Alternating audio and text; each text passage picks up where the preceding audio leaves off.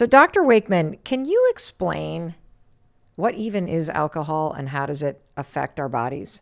Sure. So alcohol is a molecule. It's a water-soluble molecule that is readily absorbed in your body through your stomach and your small intestine when you drink it.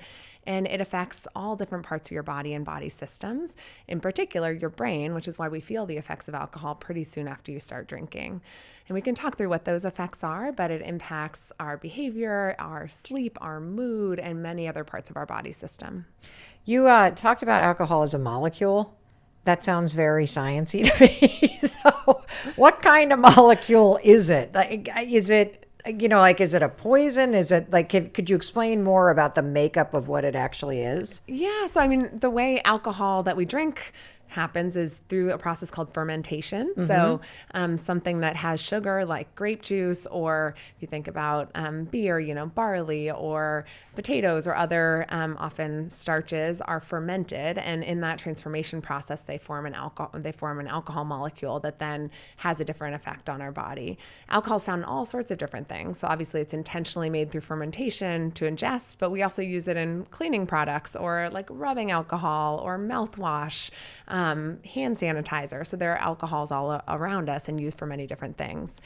Huh. Well, when you say the category cleaning, hand sanitizer, rubbing alcohol, thinking about uses in a hospital, and then I put that in the same almost family as something you would ingest in a cocktail, is it the same molecule? It is. And in fact, some of my patients with the most severe forms of alcohol use disorder will drink hand sanitizer or rubbing alcohol or mouthwash if they can't get regular alcohol, which tells you really the power of addiction once someone gets to that level of severity. But it's the same molecule with the same effect.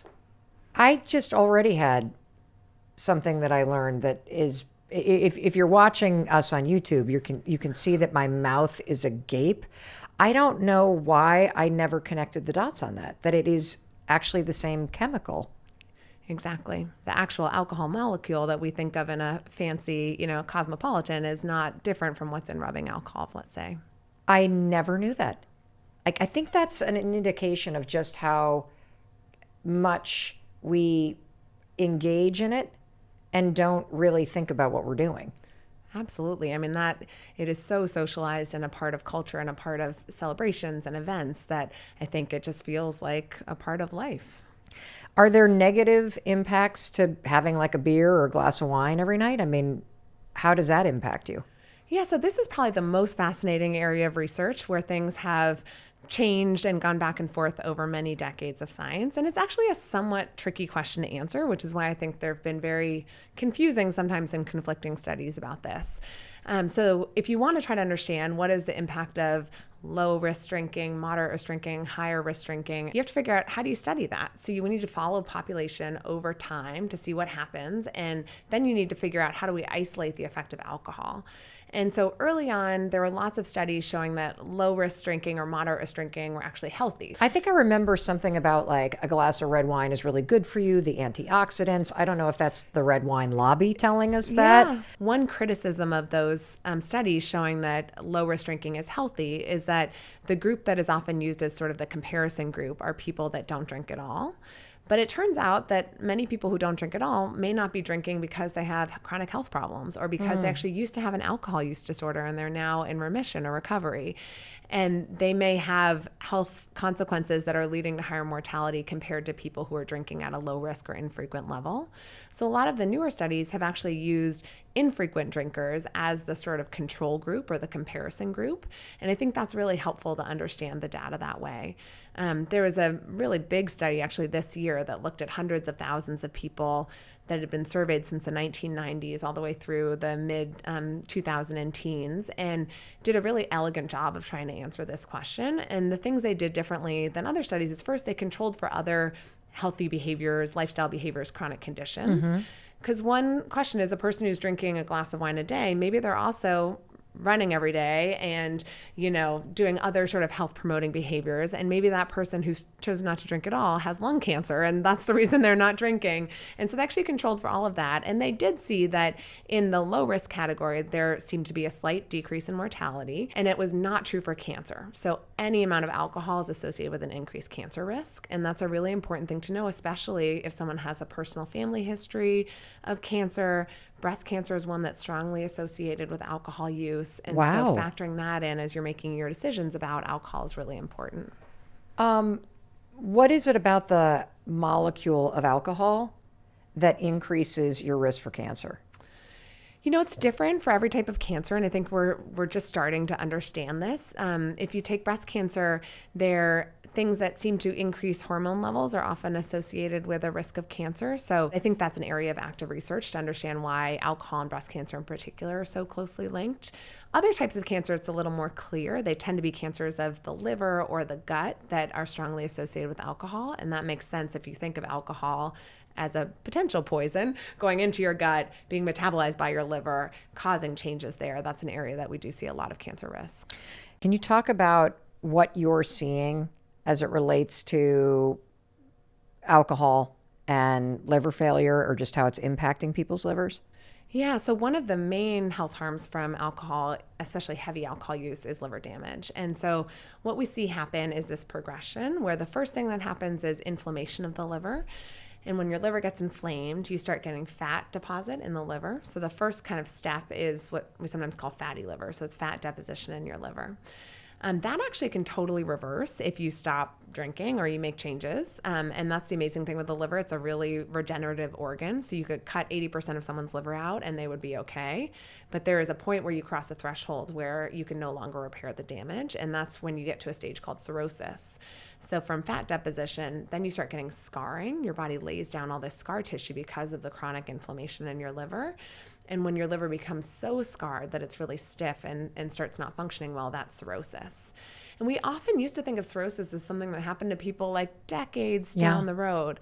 I'm seeing people in their early 30s with cirrhosis in the hospital. And I think those are like some of the most heartbreaking cases because people thought like this wasn't on their bingo card. They did not even think this was a concern. They were drinking heavily. They thought it was their social circle was doing the same thing. And then all of a sudden they're in their late 20s, early 30s in the hospital in liver failure. There's very little we can do at that point other than an organ transplant, which is a huge deal and not something that's accessible to everyone. Is this something that you're seeing happening increase at a younger and younger age? Yeah, and there's actually a lot of studies showing this. So between 2010 and 2020, there's been a significant increase in alcohol-related liver failure, especially amongst women and younger people. And even just after the onset of COVID, we saw somewhere around a 25% increase in alcohol-related death after the onset of the pandemic. So the pandemic was hard for many reasons, but it certainly increased alcohol use across the country, and with that, liver disease and liver failure. Wow.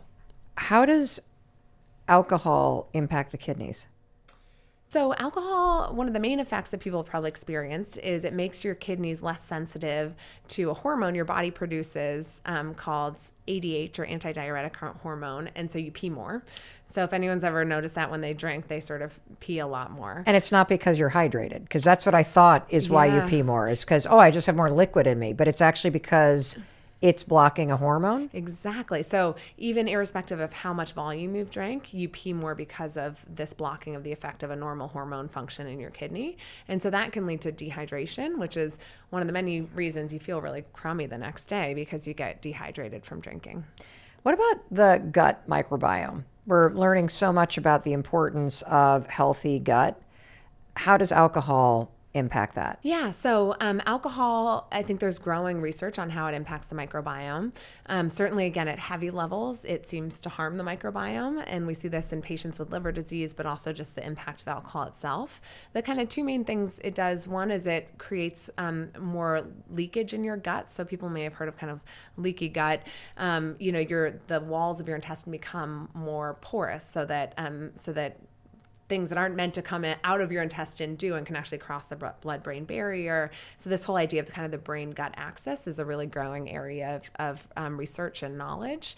So alcohol can do that. It can also change the makeup of your microbiome itself, as can high fat, high sugar, white flour, sort of the Western diet. But there's now a lot of studies showing that some of the modifiable things, if you want to improve your gut health, are decreasing your alcohol consumption and steering away from that kind of Western diet of high fat, high sugar, high carb. You know, I'm sitting here listening to you and I'm thinking, why the hell do I even drink this stuff? Yeah, I think it is important to understand sort of what are the risks that we often don't talk about and assume that this is, a harmless thing that's just a part of life. My personal perspective is that every health behavior exists on a spectrum, and it's really important to understand sort of what is that spectrum, where do I fall, and then what are my personal health goals, and actually stopping to sort of think, how does alcohol fit in my life? Like, what do I like about it? What do I not like about it? What am I worried about it? What is this amount of alcohol doing to my health? Is there any health benefit to drinking alcohol? My opinion is that we shouldn't be thinking of it as a health benefit. So I would never, as a doctor, say to a patient, I think you should start drinking a glass of wine a day for your health. It's true. People used to say that, again, this idea of a glass of red wine is healthy. I think that framing is wrong. I think that doesn't mean that you can't drink any alcohol, and we should talk through that. But thinking of it as a health promoting behavior is probably not the best way to frame it. Now, there are many things we do in life that the safest thing would be to do none of it. Right. So if your goal is to have zero risk, you should probably never drive your car, never go skiing, never fly in an airplane, never eat bacon, never go out in the sun. And people aren't going to live that way. So I think it's really important to understand sort of what are the risks, how does this fit into my overall life, and when should I be concerned, and how can I actually make changes to decrease those risks. So if you're finding that you are really stressed in your life and you're reaching to alcohol as a stress reliever, it's probably not going to be a healthy way of coping with that and may lead to longer term problems. And especially if you're trying to live a life where you're being more mindful or more present or present for your kids or your partner, or, you're trying to get in shape and you want to wake up in the morning to exercise. If you're drinking every night, you're probably going to feel not refreshed in the morning. You're going to notice that, you don't have the same exercise capacity. So I think just figuring out sort of how this ritual, alcohol, what role it plays in your life. And it doesn't have to be that you stop drinking entirely. And I think that's a really important message, because that may not be the goal for people. But if you are feeling like maybe this is causing some problems to me, maybe this is actually counterproductive to my other health goals, making some changes, cutting back, taking a break, those are all really healthy ways that you can start to really explore your relationship with alcohol. Yeah, I love the fact that you are a specialist in addiction and you have a very realistic approach. Because I do agree with you that it does feel like it's either you're all in or you're all out. I think for a lot of people, it is scary to feel like there's only one option, which is you either drink or you don't. And for many people, not drinking at all is the absolute empowering option. But I love what you're saying, which is you need to wake up and understand what your motivators are and what you actually care about in this moment in your life. And if you care about producing more at work or being more present or reaching your potential, you got to look at the role that alcohol is playing in your life. Yeah. So from a medical perspective, how much drinking is too much drinking? Yeah, so from a research standpoint, higher risk drinking would be if you're having more than 10 ounces of hard alcohol a week or 35 ounces of wine in a week for a woman or for anyone over 65. So above that, we start seeing health risks like increased risk of dementia, impact on your liver, your digestive tract, and other serious conditions. I'm just sitting here thinking about you as a physician and a researcher and how I think a lot of us lie to our doctors about how much we're actually drinking. And that we're not even aware of what the serving size truly is, because when a lot of people make a cocktail at home, it's like glug, glug, glug, glug, glug, and there's 3 shots right there. Yeah. Or you've had a number of big glasses of wine, which basically mean you have had all 7 glasses of wine in one night, and thinking, oh, I've just had a couple glasses. But I bet as you are seeing somebody get a scan, there's probably times where you're like, yeah, that's somebody that is a very heavy drinker because I can see it on the brain. Yeah, and I think there's so many important points buried in that. So first, we all lie. I tell my dentist I floss every day. I don't. We want people to like us and approve of us. So I sort of expect people will lie to me, especially if they don't know me. Right. And for most people, because of the tremendous stigma around substance use disorder, there's a lot of shame and worry. For many people, their experience has not been that good things happen to them when they share that they're having a problem with alcohol or other drugs. And so as a doctor, I feel like it's on me to earn someone's trust and also to educate them. I mean, there's nothing more heartbreaking to me than when I see someone, you know, in the terminal stages of liver failure, for example, from alcohol, and no one has told them beforehand, like what the risks are, that this could happen, what sort of lower risk drinking looks like. They've often never had that conversation. So we'll see people in their 30s come in, they literally die during that hospital admission. And you look back and they had touch points with doctors. They maybe were drinking heavily and no one stopped to sort of talk to them about it. And I think that is a real testament to how in the medical system for so long we have seen substance use and addiction as something separate from the rest of healthcare, as sort of not our job or a behavioral issue or a moral issue or a willpower issue. But this is a health condition like any other. And I think the medical system and doctors need to get comfortable talking to patients about it, asking them the right questions, giving them the right education, and partnering with people around making healthy changes. When you sit with somebody that comes into your practice, how do you help them figure out their relationship with alcohol? Like, what are a list of symptoms that you would say these are all indications that this could be a problem? Yeah, that's a great question. So I'll run through kind of the checklist that I'm thinking when I'm talking to someone about alcohol. So first, understanding how much they're drinking, just the general quantity and how frequently is important as sort of a proxy for what their risk might be. But then the really important questions are they drinking more than they want to? So they may have set an intention for themselves and they're finding they're actually always drinking more or spending more time on drinking or recovering from drinking than they intended. Have they tried to make changes and not been able to? So if you tried to cut back or tried to stop and you actually weren't able to, that's a really important sign that you may have lost control of your drinking. Are you drinking despite the fact that people in your life are worried about it, or your spouse has expressed concern, or it's impacting your work or your ability to function in roles that matter to you? Are you drinking despite the fact that it actually makes you more anxious or it's worsening your mental or physical health in some way? And then we often think about craving, which is sort of a strong psychological urge to want to drink. So like you can't get the idea of having a drink out of your mind. That's something that we can see with alcohol use disorder. And then there are two physical symptoms, which is that idea of like, do you need to drink more to get the same effect? So do you need to drink 4 drinks now, whereas before 1 or 2 would give you that effect? And do you feel sick if you stop drinking? So that's sort of the checklist we run through, and I think really gets at those kind of general areas of losing control, using compulsively, using despite consequences, and then craving. That was so helpful. And one of the things that really resonated with me is that you've tried to quit, you drink more than you want, you feel anxious, and yet you continue to do it. And you're in this cycle of wishing you could get control over this, and yet feeling like you can't. And yet, if you aren't stumbling around at night, or you feel like I am able to like carry on a conversation, I'm not blacking out, I'm not getting behind the wheel of a car, there's this assumption that it is under control. But I love how you just defined it, because you're making us really look at ourselves and ask ourselves the honest question, which is it really? And even just that question, are you drinking more than you want to be drinking? If you answer that question honestly, and whether you're listening right now for yourself or you're listening for somebody that you love, that you're concerned about, this is an amazing starting point, because we're not bickering about how much you're drinking.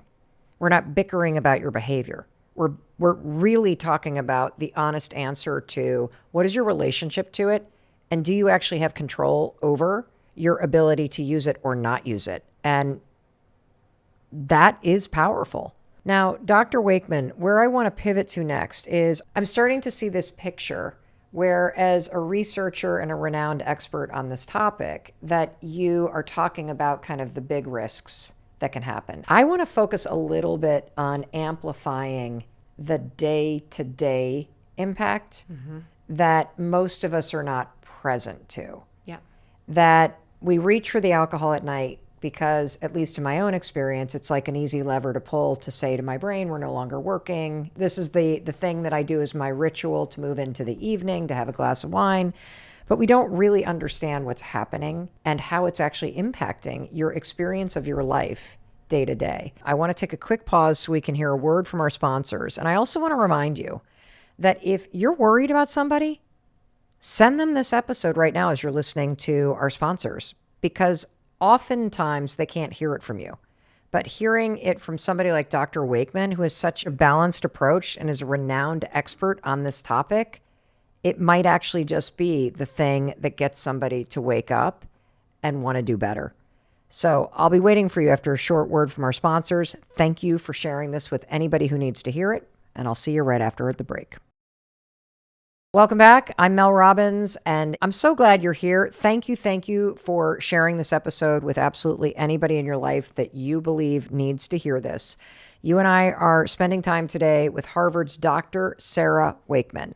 So Dr. Wakeman, can you explain to us what are some of the other day-to-day things that people experience when they drink that they might not realize is related to drinking? Yeah, it's a great question. So one really common thing is worsened acid reflux. So if you have heartburn, that's strongly associated with alcohol, which actually relaxes the part of your esophagus that allows acid to come back up. So oftentimes people are struggling with terrible heartburn and they don't realize that those 2 glasses of wine are probably having a direct impact on that. Other things, we know that alcohol can make you dehydrated. So you may notice that your skin changes. It impacts how you sleep. So you may feel less rested when you wake up in the morning or wake up in the middle of the night and not be able to fall back asleep. So lots of little sort of day-to-day ways that alcohol may be impacting your health and your experience. What are some of the benefits that you would experience almost immediately if you quit drinking entirely or you cut way back?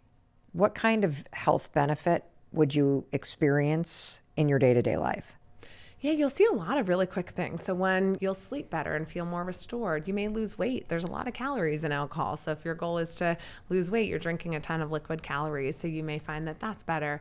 You may find that your exercise capacity goes up because you're resting more and you're not having hangovers and you're able to exercise in a way that feels different. You may find that you're less irritable and more present for your loved ones, that your mood is actually better over time. Your skin might look better. You're less dehydrated. Your hormones are more regulated, so you may have less acne. So all of those benefits you can often see in a very short time, and that can be reinforcing as you decide what you want your long-term goals to look like, to really see what life is like with less or without alcohol. How does alcohol impact the range of women's hormones, from estrogen to progesterone to like all of it? How does it impact your hormones? Yeah, this is, I think, an area of growing research and understanding. And I think people are really interested in sort of drinking during menopause as well, and what to think about all of that. A couple things. I think many of the symptoms that people experience during menopause, like hot flashes, will be made worse by any amount of alcohol. Really? Yes, because alcohol dilates your blood vessels. So you may have experienced, if you drink a couple glasses of wine, you actually feel flushed and feel warm. Well, it's just going to amplify the experience you're having during hot flashes. So if you're trying to not have hot flashes, drinking is going to be your enemy in that, because it's just going to make that worse. Same things like sleep disturbance are really common in menopause, mood changes, and alcohol may impact all of those. And it can be a tough cycle, because you may be drinking because your mood's actually low and you're having a hard time falling asleep, but then alcohol is actually running counterproductive and making those symptoms worse over the long haul. Let's talk a little bit about sleep, because doesn't alcohol impact your sleep in a very negative way? Yeah, and people may be surprised to hear that, because it makes you fall asleep quicker. So often people are like, oh, alcohol helps me sleep because I fall asleep so quickly. But when we think about sleep architecture, there's different cycles to sleep. People are probably familiar with like REM sleep, is that deep, rapid eye movement sleep. But there's different cycles that your brain naturally cycles through in the night. And the balance of those cycles is really important to get restorative sleep, which is when your body rests and heals. And what alcohol does is it changes the makeup of those cycles. So you go more quickly into deep sleep and you have less time in sort of the normal phases of sleep. And so your sleep architecture is disrupted and you don't get that same restful sleep. So you may wake up at 2 a.m, after you've fallen asleep really quickly, but then you wake up and can't fall back asleep. Or you may wake up in the morning and just feel not refreshed, even though you were completely, asleep very deeply, because your brain is not having the time to restore itself the way that it needs to. I have another question, Dr. Wakeman. Can you walk us through what's happening in your body in terms of what we call a hangover? So you've had your night out, you've had a bit of alcohol, right? And you wake up what is a hangover, and what is actually happening in the body as you withdraw from the alcohol? Yeah, hangover is fascinating, and I think people are still trying to understand exactly what is going on. Sort of loosely defined, what we refer to as hangover often is a sort of constellation of symptoms that include headache, feeling anxious, often actually having diminished sort of exercise tolerance. So you don't have the same aerobic capacity that you did before, feeling irritable. Those are all sort of symptoms of hangover that people have probably experienced. There's an older school of thought that actually it was mild alcohol withdrawal. So withdrawal is when you are drinking so much that when you stop drinking, you actually get symptoms. Seems like that is likely not the case. The constellation of symptoms is quite different. And so the thinking is that it's a combination of really two things. One is dehydration. So we already talked about how alcohol will make you, make you pee more. And so you get dehydrated. And then the other is actually byproducts from the drink that you're drinking itself, either the sort of breakdown products of alcohol, or there are certain types of liquors and drinks that have other types of molecules, cogeners, that can build up and make you feel even crummier. So, for example, clear alcohol tends to cause less of a hangover than dark alcohol, and that's probably because of the other substances that are in it.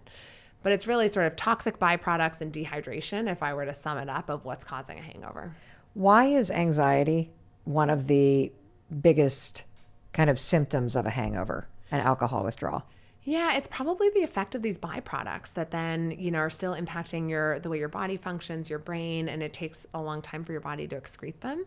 And so we can see just feeling that really anxious, restless, kind of gross feeling afterwards. Does alcohol impact cortisol or any of the other kind of hormones that are in your brain that are playing a part in anxiety? Yeah, it does, especially over time. And so what we see when people have been drinking over a long time is actually your body starts to adjust, because our bodies are very adaptable. So if your body's used to having 3 or 4 drinks every night, your body's going to start to accommodate to that. And so what we see is actually changes in the brain. So you see changes in the amount of receptors you have, the amount of hormones you have, your dopamine levels, your stress hormone levels. So your brain is actually adapting to the effects of alcohol. So one thing you may see is that you actually don't get the same effect. So it used to be that 2 glasses of wine made you feel a certain way, and now you need 3 or 4 to feel the same way. That's a concept called tolerance, that your body is adapting to having that alcohol around all the time, and your brain's actually changing. The reverse of that is if all of a sudden you stop drinking, you're going to feel all out of sorts. You're going to feel shaky. You may have a headache. You may feel anxious. You may feel nauseous. And that's because your body's gotten so adapted to always having alcohol on board that it takes time actually for those changes to reset.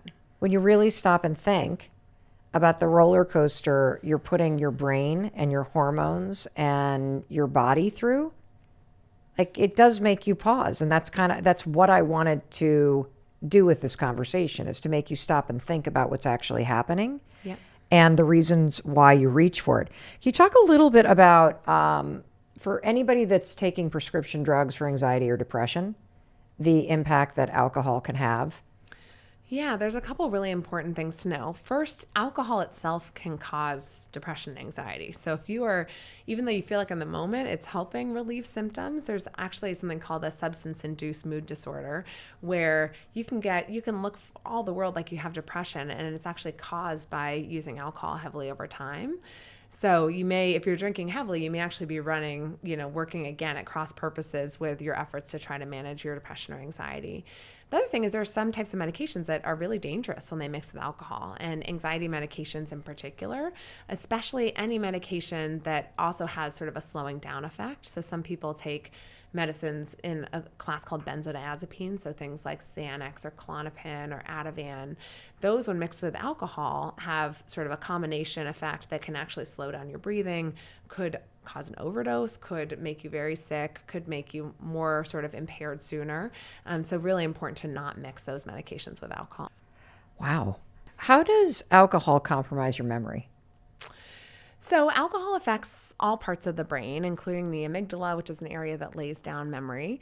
And it, has complicated actions in the brain. So it increases sort of more slowing down hormones. So we think of it as a depressant because it sort of slows you down and relaxes you. And it decreases more excitatory neurotransmitters. In the short term, because your consciousness is being affected, you won't be making new memories.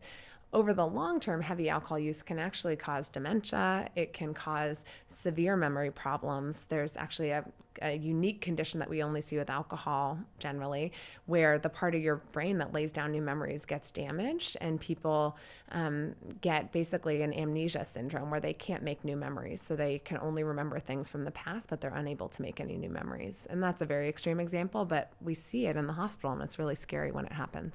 What do you see when you look at a brain where somebody's been a heavy drinker versus somebody that's occasional or very light? We actually see brain damage on people who've had chronic heavy alcohol use over many years. So if you take a picture of the brain, like with a CAT scan or with an MRI, what we describe it as is volume loss. So normally you want to see a big, healthy, robust brain. And as you age and with types of dementia, one thing that we see is the brain starts to shrink. So like the actual functional parts of the brain are smaller. We see that process accelerated with heavy alcohol use. So often take someone who's in their 50s who really shouldn't have volume loss of their brain at that age, but if they've been using alcohol at a very heavy amount for a long time, we'll often see their brain looks like a much older brain because of that shrinking. And then there are very extreme examples like this rare memory condition where we literally see that part of the brain almost die. Like you can see it light up that it's been severely impacted. That's scary. It is really scary. So the next question is from a listener who writes, how did your parents talk about alcohol use with you? Did they allow it? Did they ground you? How did they handle it? You can speak freely, Oak.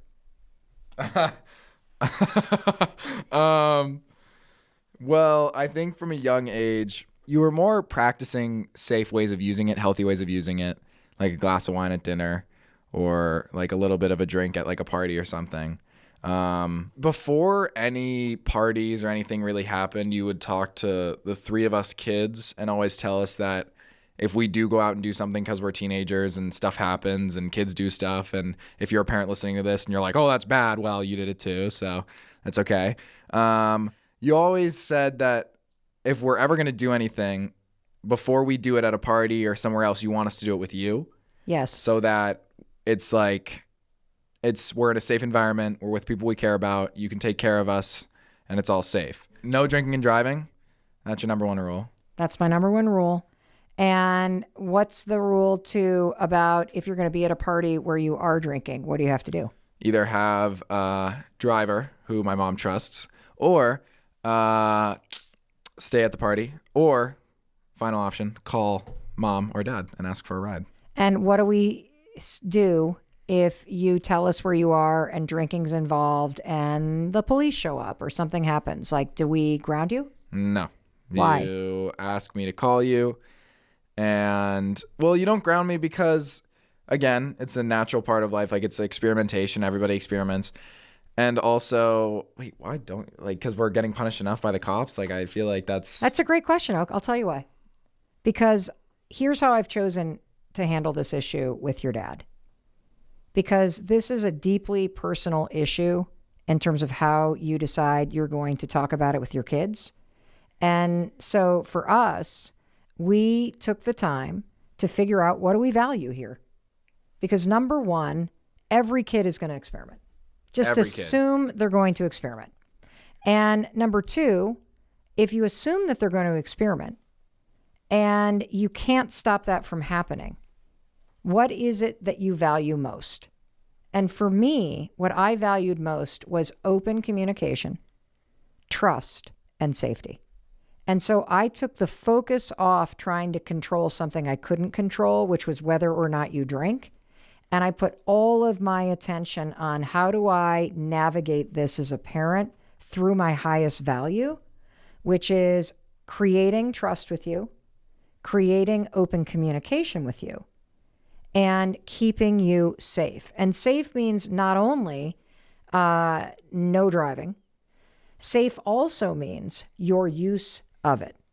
Like not being one of these kids who is, they binge drink like crazy because they have to sneak it. And so they just chug because we saw this over and over and over with kids whose parents punished them when they drank or banned the alcohol or pretended it didn't happen. It created a lack of trust. It created sneakiness. It created lying, all of which led to very dangerous behavior. And so for me, I don't know whether it's the right call or the wrong call. It has been a very smart and successful call for us because it's aligned with our values. And so that's why. Now, if you lied to us, I'd punish you. Yeah, I would get punished if I Yes. lied. If I ever found out that you got in a car with somebody who was drinking, or you yourself got behind the wheel, you would lose the right to drive for a year. Yeah, And that's no joke true. because we live in a rural area, and I had a friend die in high school because of drinking and driving. And so that's why my values are that. And so I just feel like that's the formula for anything that you're navigating, whether it is sex or it is alcohol or it's drugs or it's anything. Like, figure out what you value most and be honest with yourself about what you can control and what you can't control. Because if you don't understand that, if I were to ban you and say you're not allowed to drink, can't drink till you're 21, it just makes you want it more. And it also makes you go, I'm not telling you what I'm doing. And so that's how we handled it. And that's why I don't punish you when you do what you say you're going to do, and when you stay where you're supposed to stay, and when you don't drive. Valid. It's true. I'm really excited to talk to you because I have been thinking a lot about my relationship. It sounds weird to even say my relationship with alcohol. I've been thinking a lot about drinking, and I have this very conflicted relationship with drinking. My husband doesn't really drink, and so that means that I, have a partner that is never pouring himself a drink at the end of the day, and that has made me think a lot more about, why am I drinking? And I've noticed that we're just going to jump in with a confessional. Is that okay? I mean, is this the way that we should By all start this means. thing? Okay, great. I've just noticed that I have a lot of agita about it. Should I drink? Should I not drink? Is it bad if I'm drinking? And I wanted to talk to you because I love your website and I love your approach to having people, as you say, have a, quote, normal relationship with alcohol and with their urges. And I don't even know where to begin. I just am really excited to talk to you about this because I don't even know. I don't know why I'm so conflicted about it. I wish I weren't. And I guess the other thing that's been happening for me is that the more that I learn about neuroscience and the body and the fact that alcohol is poison, the more I'm thinking to myself, why the fuck am I drinking if it's this bad for me? Oh, yeah, I know, because I like the taste of it. And every once in a while, it's fun to celebrate with friends.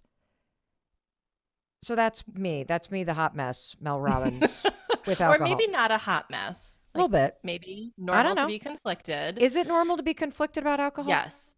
Yes, of course it is. Of course, because think about it. On the one hand, you're like, okay, I'm like learning about this and it's a poison and it's bad for my body. And on the other hand, it's like $1 billion industry and we're exposed to so many messages about alcohol. And I just think we're getting all these conflicted messages all the time, that it's the thing, that makes things fun and fancy and adult and, how you do something special.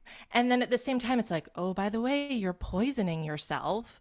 So I think that that's very normal. And I just want to tell you that I think the vast majority of people that I work with start out in this place of, I'm not really sure what I want to do. I'm not really sure,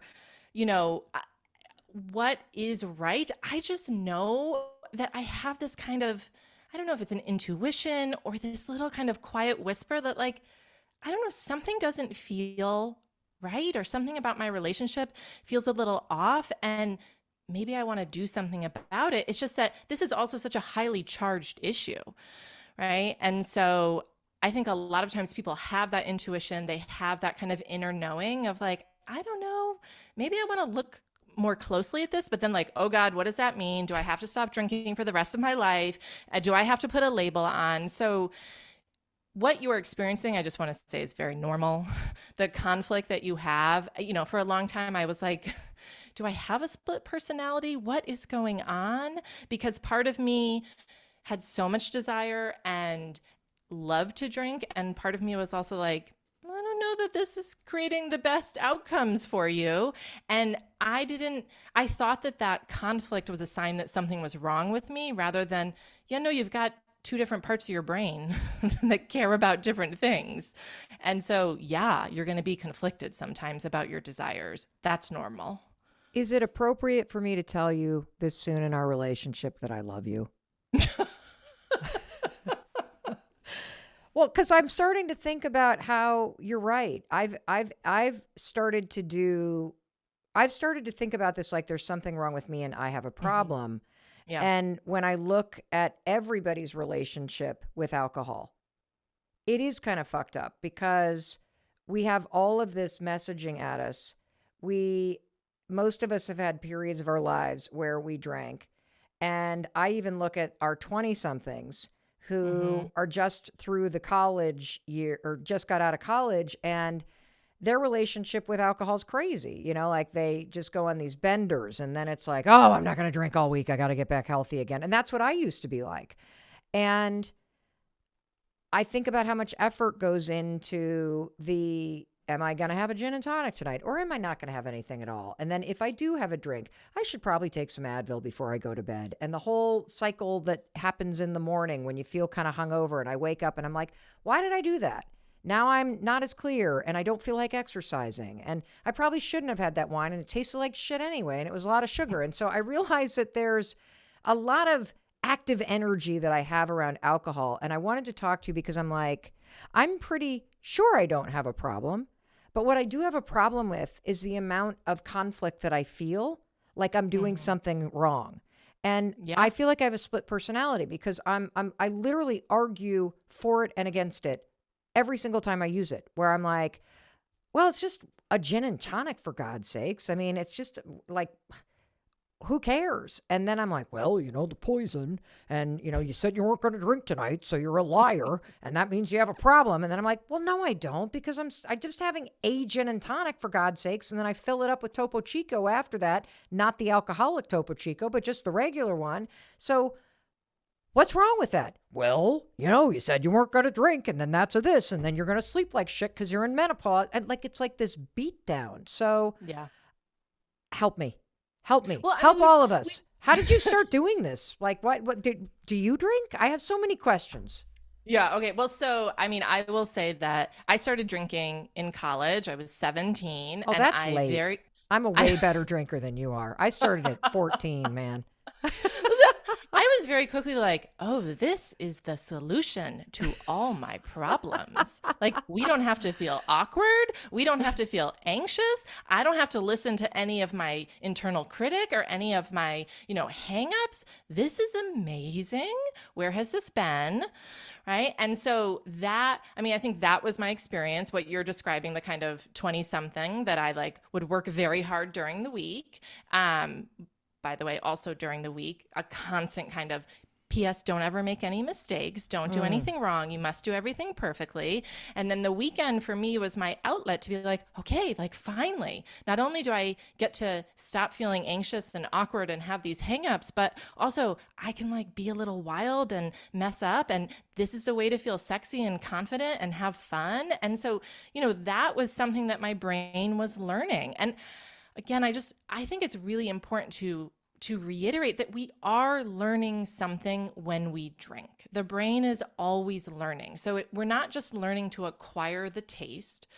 We're learning about, hey, this is what we do at sporting, when we watch the game or at sporting events or at celebrations or on vacation. So we're learning both when we do it, and we're also learning, this is how I relax. Right? This is how I connect. This is how I open up. And so all of that is unconsciously happening below the surface. And I think we get to this point where we start to want to examine our drinking, and maybe I want to drink less, or maybe I'm unsure about this. And we are trying to do it from this place of, okay, well, I know it's not good for me, right? I know I shouldn't do this, or I should be more responsible, as opposed to, hey, what has my brain learned? Right? Can I start to understand that? Can I start to teach my brain something different about what alcohol is a symbol for? I mean, it becomes a symbol for so many things. And I think we just look at it from the superficial of like, oh, I just like the taste, right? Or like, I was like, I'm just into craft cocktails. That's just my thing. I like the ceremony and the smoke and the sprig of Yeah. rosemary that comes out of that thimble that they serve it in for $20, right?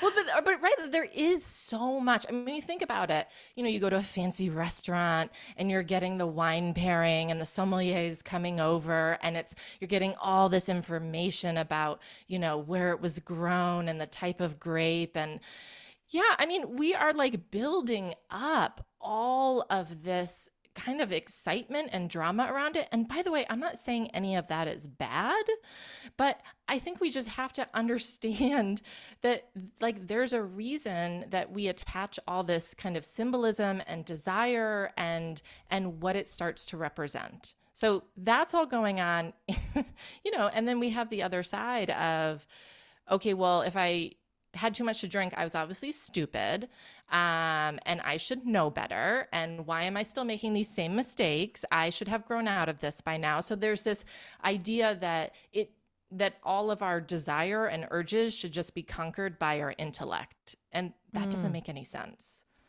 I just love everything that you're saying because I'm starting to realize that one of the reasons why I've never been drawn toward just being a person that doesn't have alcohol in their life, period, is that it also felt, for me at least, I know for some people it's incredibly important and empowering, and it is the choice that is the right choice and the choice you need to make.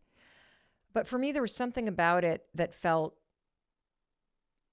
like a part of the thing I'm already doing, which is making myself wrong about the urges. And I have always said to myself that I just wish I could be the kind of person that had no drama around it, that if I wanted a glass of wine, I had a glass of wine in the moment. And if I didn't feel the need to finish the whole bottle of wine, that I wouldn't have this whole shame cycle and conflict of whether or not I'm going to drink or not drink. And when you said the thing about how, like, it's part of how we watch sports, it made me realize there are so many stories that your brain has learned about when and where and why you drink alcohol. And I think the two biggest stories for me are, number one, that alcohol for me is about belonging. Not belonging to the alcohol, but my brain has hardwired the moment that I first had a drink when I was 14 years old, and I was dating somebody who was 2 grades ahead of me. And at that point in time, I think it was still grandfathered in that if you were 18, you could buy alcohol in Michigan. And so my boyfriend could buy alcohol, his friends could buy alcohol because he was 17. And we would go out to Lake Michigan. And I remember when we were first dating, we pull into the state park and there were all the seniors out there. And my boyfriend was a junior and I was a freshman. And I was so scared because I was the only freshman or sophomore that was out at that beach. The sun was setting. We get out of the car. He grabs my hand. We walk towards all his friends. And one of the gals turns to me and says, "Hey, Mel, would you like a rum and Coke?" And when she handed me that rum and Coke in a red Solo cup, I immediately exhaled and was like, okay, I'm part of the group.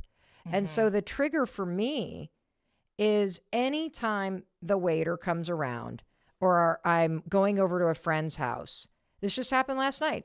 I was not planning on having anything to drink last night. And then I went over to my friend's house. She had 2 glasses out and a bottle of Sancerre. And she poured 2 glasses and said, "Let's go walk around the garden." And I'm like, okay, okay, I'm going to join in with you. And it feels good to join in. And the Sancerre tasted great. And I had a glass of wine and that was that. And then I came home. But of course, as I'm driving home, Rachel, I'm like, why'd you do that? Yeah.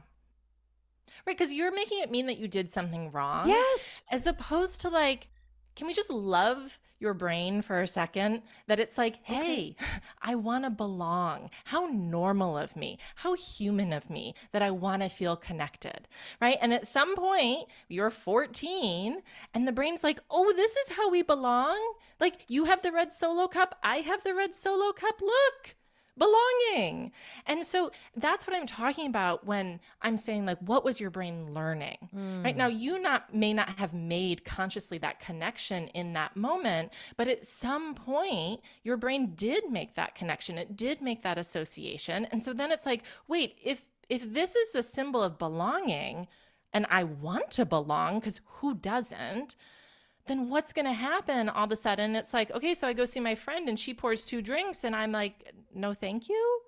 Are we disconnected now? Do I not belong? And I know intellectually, Rachel, that she wouldn't give a shit. She'd just take my glass that she poured in hers and then give me a seltzer. Like she can roll with it. It's not that big of a deal. Yeah. But this goes deeper. What even is an evening routine? Before we jump into why this topic about evening routines is so important, I want to just take a minute and zoom out a bit and have you just think about your day, okay? How many times have you gotten to the end of the day and you think, oh my God, where did the day go? I mean, I don't have any time. I didn't get to the most important things on my list. And now it's evening and I'm tired and I still have to cook dinner and I still have to walk the dog. I've got that series that I want to watch and I've got the things that I want to do. And now all of a sudden, like, I don't even have any time. And it happens all the time, doesn't it? That you get to the end of the day and you're just too tired to do anything except for slouch down on the couch. What is it about the evening? It's like when the evening starts, all of a sudden the time, it just goes by so fast. 9 to 5 drags, but 5 to 9, it's like the time doesn't even exist. And you're probably giving it all during your 9 to 5, right? But what about the 5 to 9 or your 9 to 11? What if there was a simple way to really take advantage of the end of the day? Even though at the end of the day, you're really tired. Just imagine if every evening you just had this rhythm, this simple routine that you would just do that was as easy as turning on the TV. This evening routine would really set you up, not only to make the most of this big chunk of time that you have at night, but also in a really easy way to set you up for tomorrow morning. Sounds great, doesn't it? I know. So I dug into the research. And the fact is, there are very simple steps that you can take. And I've been trying them out. I've been road testing them for both you and me, because just like you, I want to make the most of this time. And I don't want it to be hard, because during the day is hard enough. And so I've done the work and I've boiled it down to the 4 simple steps that you can take that will help you have a better night every night, a more relaxing evening every evening. And even better than all of that, by doing the 4 simple steps, you're going to set yourself up to also absolutely rock your day tomorrow. And I'm really excited to share this with you, because I've been like the guinea pig testing this, and I can't wait to hear what happens in your life when you try this, because it actually works. And here's the other thing that's interesting about the topic of evening routines. Whether you've ever thought about it or not, you do have an evening routine. I mean, stop and think about, what do you do between 5 and 9? What do you do between 9 and 11 if you're up that late? Are you doing a whole lot of nothing? Are you pouring a glass of wine and then that turns into a half a bottle and then that turns into the whole bottle? I mean, that's a routine. Are you scrolling through social media for 4 hours? And then all of a sudden you're like, oh my gosh, what just happened? I should have gone to bed hours ago. That's a routine. Eating at 9 o'clock. That's a routine. Leaving all the dishes in the sink and hoping that somehow when you wake up tomorrow morning, they're not going to be there. They're going to be magically washed and put away. That's a routine. And I know I'm being kind of snarky about it, but I am doing it for a reason. I want you to stop and think about what you're doing every evening. Is it serving you? Is it setting you up for success? Does it help you sleep better at night? Does what you do at night make you feel like the person that you want to be. Now, for a long time, I did not take this conversation seriously. My evening routine looked a whole lot like this. It was a combination of disaster, a lot of drinking, tablespoon of regret, dash of delaying all the things that I didn't feel like doing, pushing them off until the morning. If I cooked dinner, did I clean it up? No. Why would I clean it up? Why would I clean up the dishes at night when I could just stack them in the sink and squirt a bunch of suds all over them and then put all the hot water on it? And, it's almost like I thought that maybe those bubbles that would come up were going to be like the magic scrubbing bubbles on TV and they would just take care of the mess. I don't know why I thought that's what was happening in the sink, but that's what I thought was happening. And you're probably laughing because either you do this, right? You just stack the dishes in the sink with all the dish soap, you put all the water in there. And if you're not the one doing that, somebody in your family probably does that. And I'm not even through the rest of my evening yet in terms of what my old evenings used to look like. And this is probably around 7:00 at night. So my evening routine begins by just stacking dishes, not doing them, creating this giant stack of goopy, messy bubbles and grease. And then you know what I would do? I'd start checking my email after work. Because nothing relaxes you like cracking open your laptop at night and plopping on the couch while you're trying to watch a series, answering emails. I'd pour myself a drink. I'd continue drinking. The other thing that I would do, I would endlessly scroll through my phone. Would I pack the kids' lunches? Of course not. Why would I do that? Would I put my gym bag out? I can do it in the morning. And then I would spend about an hour. Do you ever do this? Just clicking through the television. Have you ever wondered, how can there be thousands and thousands and thousands of things that are on the TV, but absolutely nothing to watch? I'd have about 1,000 thoughts hit me where I'd think, I should really go to bed. Would I go to bed? No. Would I read a book? No. I would just sit there and do nothing. Literally. And all of a sudden you're like, oh my God, it's midnight. I should have gone to bed earlier. And then what happens? Well, now you're all stressed out because you realize that you just wasted yet another evening. And then what happens? You're freaking wide awake. So you climb into bed, you're wide awake, you're staring at the ceiling, you realize that there are all these things that you wanted to do tonight that you didn't do. And now I'm laying in my bed and my phone is right there. And then I see that I've got my journal by the table because I'm supposed to be doing a gratitude journal. So I crack that sucker open at 12:15 at night. And what am I doing instead of doing gratitude? I'm now making a to-do list of everything that I didn't do today. Oh, I better do this. I better do that. I forgot to do this. That was my evening routine. And this really isn't a joke. Like, I'm being a little dramatic and funny about how I tell you. But if you really think about how easy it is to fall into an evening where the rhythm isn't setting you up for success, the rhythm is creating a giant mess for you to wake up to tomorrow morning. And don't tell me this isn't you or somebody that you love. And here's the other dirty little secret about your evening routine. Not only does what you do at night impact how your evening goes, but what you do at night single-handedly determines what's going to happen tomorrow morning. Because let me tell you what used to happen to me after the kind of night that I just described. So I would eventually drift off to sleep, and then all of a sudden the alarm goes off. And I say all of a sudden because it's as if morning came in the blink of an eye. And I didn't, it's like, did I even sleep? I mean, it's already morning. Oh my God. And you wake up and you have a giant anxiety attack from the moment that your eyes are open. Why? Because you're behind the ball. You're completely disorganized. You didn't get the greatest night's sleep. You walk out into the kitchen and then all of a sudden, what's in the sink? Oh, the stack of dishes from last night. And what are those dishes like? They're not clean. They are cold. And there's dirty, disgusting water that was even more disgusting than the taco meat that was stuck on the pan that you were trying to soak off. And now what do you have to do? You have to stick your hands in this cold, greasy water. That's how you start your day? And then you can't find your keys and you can't find your backpack and now you're late. And this is how you're starting your day? That was my life for a very long time. And if you stop and consider this, if you just keep waking up every day and you're not getting a great night's sleep and you're not set up for success and you never have time for yourself, no wonder you feel like you're caught on this loop of never being able to break out of it. And I don't want you to make the same mistake that I was making. I literally was making this mistake like, okay, tomorrow morning, it's the new me. Tomorrow morning, I get a fresh start. Tomorrow morning, I am going to wake up and seize the day. Well, that's only true if you did last night's dishes. If you didn't set yourself up last night, the new you is waking up and cleaning up the old messes. And I don't want you to do that. Let's pivot to this accelerating mental health crisis that we are reading about, we are experiencing. Every single one of us, Lisa, I don't have a single friend who doesn't have a family member who is spiraling. And all through the kind of lockdown and, coming out of the last 3 years, it doesn't feel like a new normal.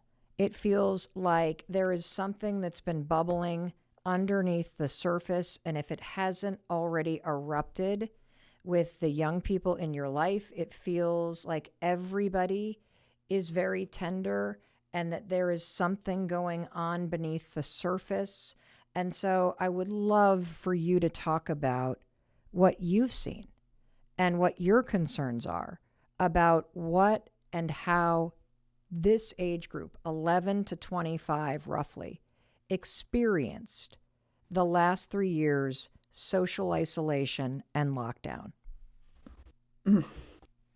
Well, let's look at it this way. Teenagers have 2 jobs. Their jobs are to become increasingly independent and to spend as much time with their friends as possible.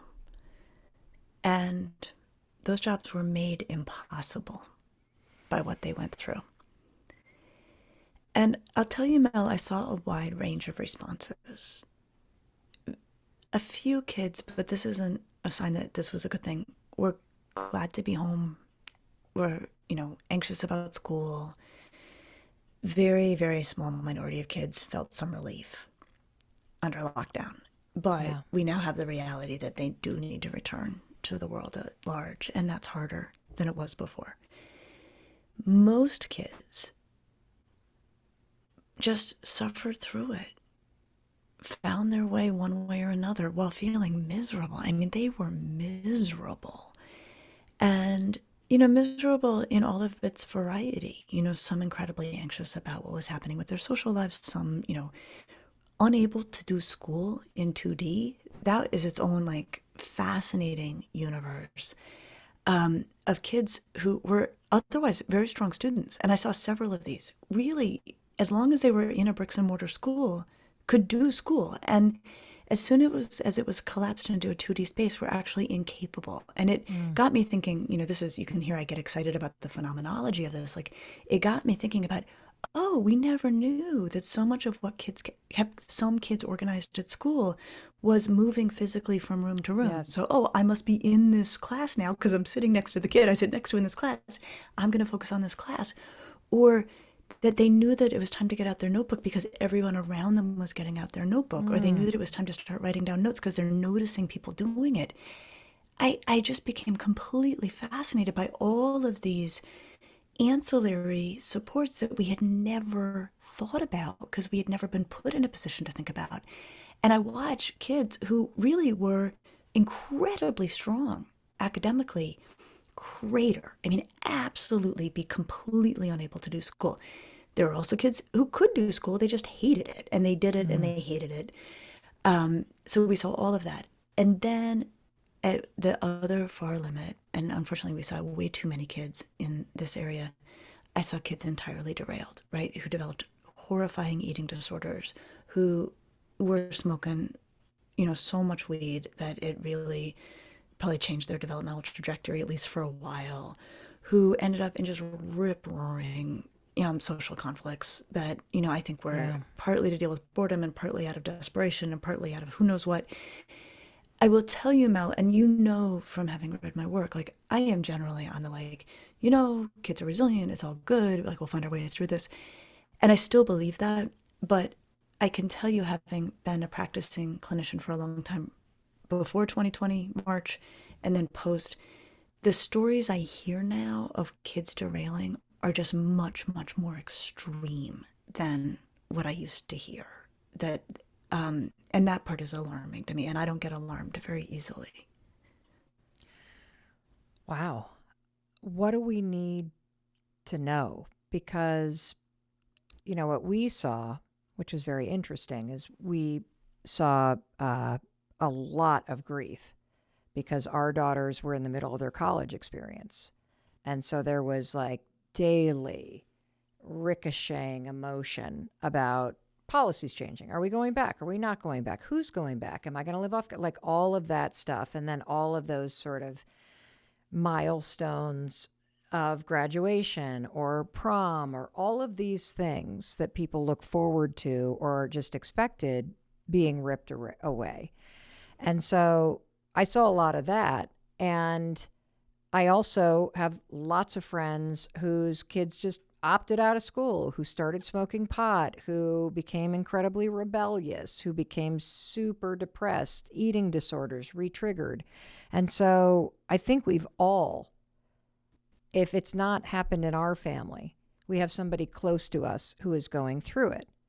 And what do you want us, first of all, to know about how not being able to do the two things you're supposed to do, which is become more independent and spend more time with your friends, how does that impact a child developmentally? I think the best language for this is to think in terms of delay, not loss. Though there's a lot of loss. And, like what your daughters, like they lost elements of college that they're never getting back. And I think that needs to be acknowledged as exactly what it is. But in terms of developing a sense of independence, finding one's path and one's interests, developing one's peer relationships and increasing reliance on peer relationships and moving out into the peer world, we just have to accept that there's a delay in that. And there's no getting around the fact that there's a delay. I really do think that development isn't like the most powerful force in the world, and kids will find their way back onto a trajectory that works for them. I really do know that humans as a group bend towards health. But sometimes I think it's hard for us to accept that there are delays. And I have sometimes found myself in conversations where people are hand-wringing about, how kids look academically, which we are still seeing the aftermath academically. And I say to them, okay, but wouldn't it be so weird if kids didn't go to school for a year and a half and they came back and we saw no impact from that? We would have been thinking, what have we been doing all this time, requiring them to show up for school? So we just have to say they're going to be delayed because they missed out. And that language, I think, is better than a lost language. I also think we got to look for the big stuff. So we had talked about suicidality. Let's just hit it head on because it's the scariest thing. So it is true, Mel, that thoughts of suicide are actually not rare. That I don't have the statistics at my fingertips, but I know that when we've looked, before 2000, we would take surveys of adolescents and the frequency with which they, the thought had crossed their mind. And it's not rare. And I remember being a teenager and like one time my mom and I were in a fight and I was like, oh, if I hurt myself right now, she'd feel so bad, right? So did I think about it? Yes. Was I myself close to doing it? No, right? So I do want people to know that.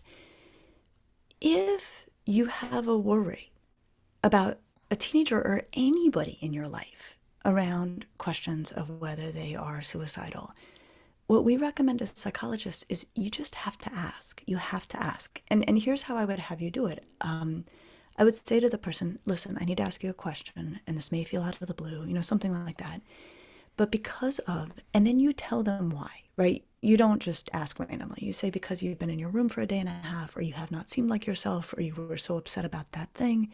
I need to ask, have you had any thoughts of harming yourself or ending your life? And the reason we're reluctant to do this is we're afraid we're going to give the person the idea that's a concern. We know that's not a concern. What we do know when we have researched adolescents is if a teenager is thinking about suicide, they're glad you asked. So I think we start with the scariest thing and how to address the scariest thing. And then we can go think down the line of more manageable concerns. But that is the one we just have to address very directly. Thank you. And it was very reassuring to hear the research that teenagers are just glad you asked. They're glad you asked. Yeah, we did a episode with our 18-year-old son now where he disclosed to me on the episode, I did not know that this was the case, that he had had big, scary thoughts like that freshman year. And I had no idea.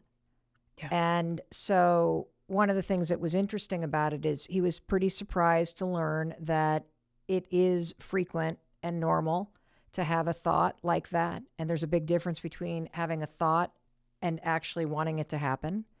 And that they do come and go and they do go away. And it doesn't mean you're at the end of the end, but even just talking about it made him feel better. And so I love that you just gave us permission based on the research to just ask, and they will feel better, even if the thought hadn't even crossed our mind. Thank you for checking in. I would love for you to help us understand some of the issues that you've seen coming out of this, and how to really parse, especially in the wake of the rising crisis that you're seeing.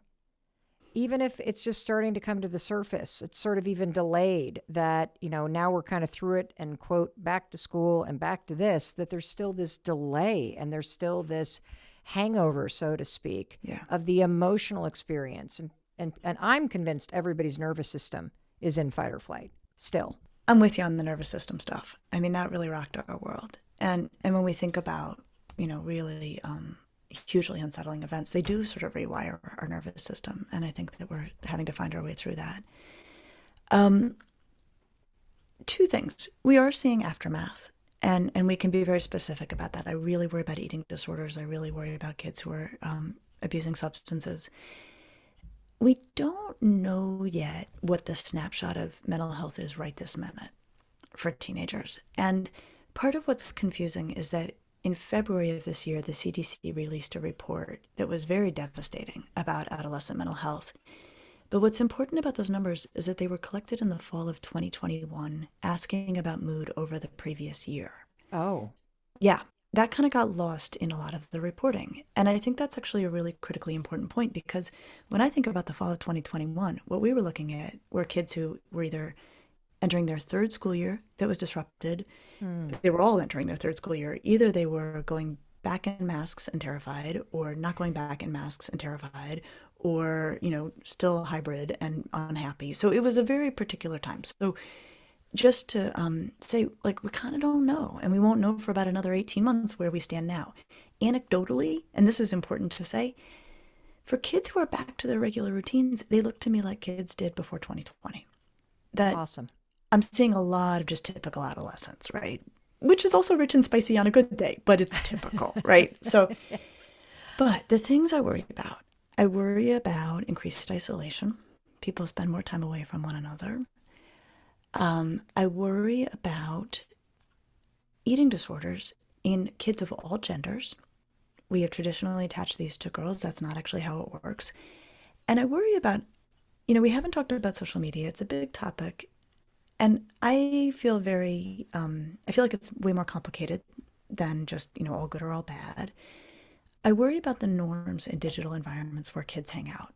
And what I mean by that is that one thing I feel that we definitely saw between March 2020 and then the subsequent years was the kids who were stuck at home, who felt like they were going to use that time to get in shape, right? And improve themselves. So they start searching online for fitness, diet, exercise, anything like that. The algorithms that drive social media pick this up and start to flood their feed with image after image after image of ultra thin or ultra fit, and then how to, lose weight, and here's an advertisement for it.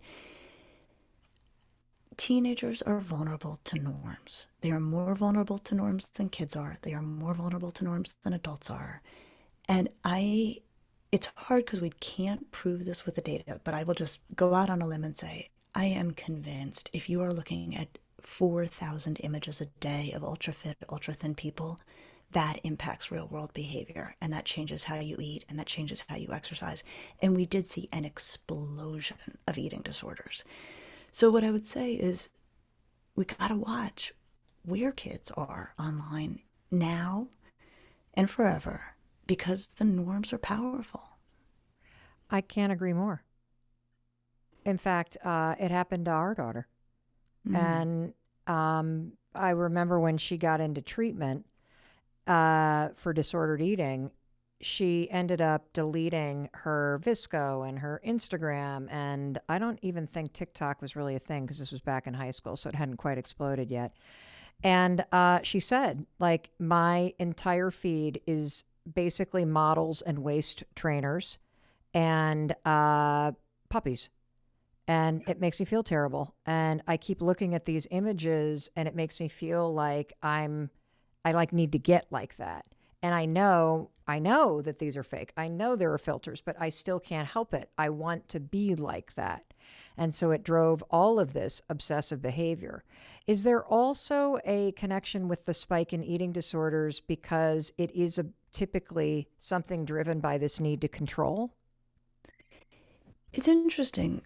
I wrote a piece for the Times, I think it came out in April 2021, about the spike in eating disorders. And there's a variety of reasons that can come into it. So some is everything feels out of control. Here's one thing I can't control.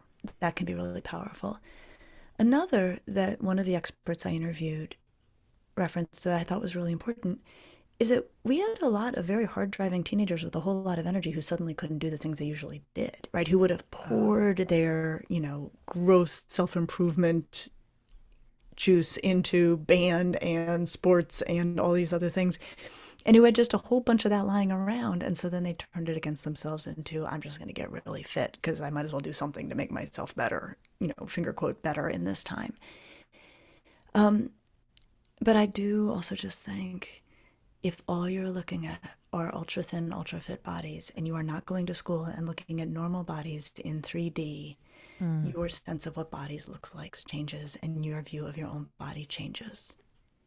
I want to ask you a very specific question on this topic because I think there's also this kind of cultural obsession with being in shape and being healthy and being good looking. And if you've got a kid that suddenly goes on a health kick and now they're exercising and they get positive reinforcement because they're looking great and they're not going to run the 5K and now they're going to get in triathlons, or now, everyone's like, oh, you look great in that bathing suit. Where is the line where it's a healthy thing versus this is now something that's scary?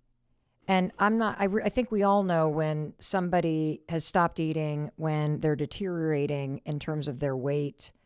But how do you, because I miss the signs. Yeah. And kids are also remarkable at just kind of, oh, it's fine. I'm just, and then because it's in this lane of, but they look better, but they're exercising, but they say they're going for a run. How do I insert myself here? How do you do that? It's tricky, and it is easy to miss. So some framing stuff. One is, teenagers shouldn't be losing weight. And usually they're gaining weight in the course of typical development and later puberty, that they're gaining weight and they're gaining strength. So if you notice that your teenager has lost weight, you should be attentive to that. It's just an unusual thing for teenagers to do. Huh.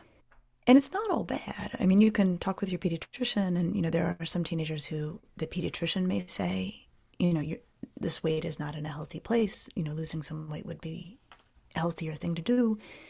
Then you can do that with the nutritionist and the pediatrician and do it in a controlled and careful way. But one thing I've learned from my colleagues in the eating disorder world is by the time a teenager is losing weight, something's usually up. Wow. And I think that's just a valuable, marker to have. The other thing that we want to watch out for is dropping entire food categories. So I'll put it this way. Not everybody who becomes a vegetarian goes on to develop an eating disorder. Everybody who goes on to developing an eating disorder drops a food category. Oh my God. I literally just had this conversation with somebody about how it's become, and you say that you said teenagers are so 11 to 25 very impacted by quote norms. And our daughter, the one who did have disordered eating, did a research paper in college about, I don't even remember the name of it, but that there's a lot of people in her age group that are gluten-free or vegan or dairy-free or this, and it is a socially acceptable and praised way to have disordered eating. It's not actually an allergy. It's literally it's crossed a line. Is that what you're talking about? It's a flag. It's a flag. And one of the ways I sometimes assess that flag is I'll sometimes care for teenagers who are like, I don't eat sugar. And I'll be like, right. And my eyebrows will go up. But if I also know that they don't eat sugar unless somebody brings in some really good cupcakes, I don't worry about it too much. Okay. So there's like what people say and what people do. And what we want fundamentally is to see that food is a pleasure, that it is a wonderful source of energy, that there's variety in a young person's diet and any of our diets. So those are some flags to keep an eye out for. And then I would say if concerns really start to rise, we can actually go back to where we started around people having two sides. And it's the job of all of us, and teenagers are developing in their capacity, to take good care of ourselves. That's our job. And so if a teenager is suddenly eating nothing but celery and running, a lot, that kid is not taking good care of themselves. And so before it gets to that extreme, I would want the loving person in their life to say, hey, I see that you're getting pretty fit, but I'm not so sure you're taking good care of yourself. Are you taking good care of yourself? Are you eating the kind of variety of nutrition? Are you being gentle enough on your body? Like exercise, yeah, but not to the point of injury, to use that as a guardrail. That fundamentally, that's the goal, is for the teenager to be doing a really, really excellent job of caring for themselves. Beautiful. If you can't afford to go to somebody in functional medicine to get this all tested, how do you figure out what's going on? You have in your new book, Young Forever, you have all of these self-assessments that you can do. Yeah. But do you have to have testing at some point, or is there a way for you to get testing? have an accessible way? Yeah. Because one of the things, I agree with you. I agree with you that our medical approach and the medical system is about treating illness versus keeping you healthy and whole. I agree that we treat symptoms, but we have a hard time getting to the root cause. I agree. So I just want to, because I know that what's going to happen with this conversation, Dr. Hyman, is that we are going to activate anyone listening to absolutely take the next 10 days of your life and see what happens when you reset your diet and you remove a few things. Absolutely add in those simple supplements that cost you less than $1 a day, and you are worth that investment in yourself, and see what happens. Absolutely take the steps to lower your stress and tap into your body's ability to reset, like even just the 5 deep breaths a day that activate and tone the vagus nerve. But if somebody's going, I want to learn more, what is the next right step? That's a great question. And one of the challenges I've always had with medicine is it's kind of a secret guild, and doctors hold the reins. They can order the tests or they can't. They will give you the results or they won't. They'll help you interpret them or they won't. And so you're at the sort of whim and mercy of whoever you're seeing. And most doctors do a good job and want to help people, but it kind of kept in a guild. So in the book, Young Forever, I do have really extensive questionnaires that allow you to figure out almost 80% of what's going on. Yep. And then depending on what you find in those, you can kind of follow up with different kinds of testing. But because of this problem, exactly that you're talking about, I decided to co-found a company with a good friend called Function Health, which allows you, without a doctor's order, to go to any Quest lab in the country, and there's thousands of them, get a blood draw of over 100 biomarkers that normally cost $15,000 for $500. Wow. And it comes with a whole interpretive map and framework and dashboard that's filtered through the lens of functional medicine that I wrote that allows people to not have to go see the doctor and still do 80% of. Or why the hell did I go to your clinic then if I could have just done this, Dr. Hyman? Burying the lead. No, I'm just kidding. I am just kidding, everybody. I do want to say something that I was able to go to the medical center Yeah. right here in this tiny town of Manchester, Vermont, Yeah. and have blood drawn Yeah. for those tests. Yeah, right. And so Totally. you don't have to go to your primary care. You don't have to go. All of the minute clinics that are popping Right. up are places where you can go if you're going to do those things to order the blood draws. Well, the thing is, you have to usually get a doctor's order. So the Yep. beautiful thing about Function Health, this company that we created, was that you don't need a doctor's order. So you can go to the website, sign up, and they'll network with over 50 different states, doctors in every one, I love where you can this. just go and get kind of the testing done. Yeah, get the testing done, get your results, and track it over time. And you can see your hormones, your thyroid, your insulin, your like age-related markers, your brain chemistry, so much about what's going on with your You know body. what's so cool about this, if you can afford to do it, and we'll put the link in the show notes, is it's like getting an x-ray of your insides. Yeah. Yeah. And you've proven to us that you heal from the inside out. Yeah. Yeah, it's absolutely true. And I'm so excited about this approach because it empowers people to be the CEO of their own health. And the reality is that, even if you go to the doctor with all these complaints, they're going to be able to, quote, manage your symptoms. I don't want to manage people's symptoms. I want people to get better. I want people to reverse these problems and not need a doctor. And the truth is, most of the things that work are not things you're going to get at a doctor's office, which is drugs and surgery. So sometimes you need them, and I use them. That's not a bad thing. But most of the problems we have don't respond very well to that. And all these things that we talk about, whether it's depression. I mean, antidepressants just suck. They don't work that well. They have all these side effects. And anxiety medications are highly addictive. I mean, they just cover over the symptoms. What if you could actually figure out why you're having the problem and fix it? Well, I think you told us why. It's inflammation. It's a gut that's out of whack. Mm-hmm. It is the stressors in your life. Mm-hmm. It is the toxins in your environment. And not understanding that your body has this elegant design that is super intelligent and responsive and can heal itself if you are conscious and intentional about the right input. Yeah.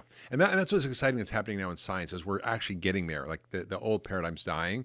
And in the longevity space that I've been working in, and when I wrote about it in Young Forever, where these scientists are now talking about what's underlying all these diseases, these 155,000 diseases, that's not what we need to be thinking about. It's these 10 underlying problems that tend to go wrong as we get older that can explain all disease. And if we treat those, we may not be able to just extend our life by 5 years by getting rid of cancer or heart disease, but by 30 or 40 years. That means living to be 120 and being in good shape. Like, I don't want to live to be 120 in a nursing home in a wheelchair. I want to be able to ride my bike, go for a horseback ride, make love.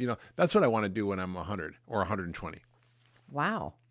I'm glad that you said that because oftentimes I hear the word longevity and I had that reaction like, Yeah. well, I don't want to be rotting away in a nursing home at Exactly. like Well, 125. That sounds terrible. It's terrible because most of what we see, Mel, in the world is abnormal aging. And we think that's normal. Oh, it's normal to become frail and decrepit and not be able to do what you want and lose function. And the truth is that most of us, our health span doesn't equal our lifespan. The last 20 years of our life. What's the difference between health span and lifespan? Well, health span is how many years you're healthy and you can do what you want. And lifespan is how many years you're alive. So if you're fine until you're 60, then you get dementia and you're nursing home for 20 years. That's not good. So Yes. that's what you want to do is make your health span equal your lifespan. So on my last day, I want to go for a hike with my beloved. I want to come home, make a delicious dinner. I want to have a bottle of wine, probably a pint of Ben and Jerry's ice cream, and Wait a minute. make That love. wasn't on the diet. Who cares? I'm 120. And then I make love and I close my eyes and drift off. And maybe take a jump in the pond. That sounds incredible. My mother-in-law is 85 years old. She jumps out of airplanes. She walks 5 miles a day. There you go. She's having the time of her life. When Chris and I went alcohol free for a bit, she's like, I'm not doing that. Like I have my 1 glass of red wine a day. That's what I need. She plays cards. She prioritizes friends. Yeah, exactly. She is the definition of vitality at that age. Yeah. And she's like the Energizer Bunny. I can't imagine her running out of steam. And that's what I think you're talking about when it comes to vitality. Hey, it's Mel. Thank you so much for being here. If you enjoyed that video, by God, please subscribe because I don't want you to miss a thing. Thank you so much for being here. We've got so much amazing stuff coming. Thank you so much for sending this stuff to your friends and your family. I love you. We create these videos for you. So make sure you subscribe. Mwah.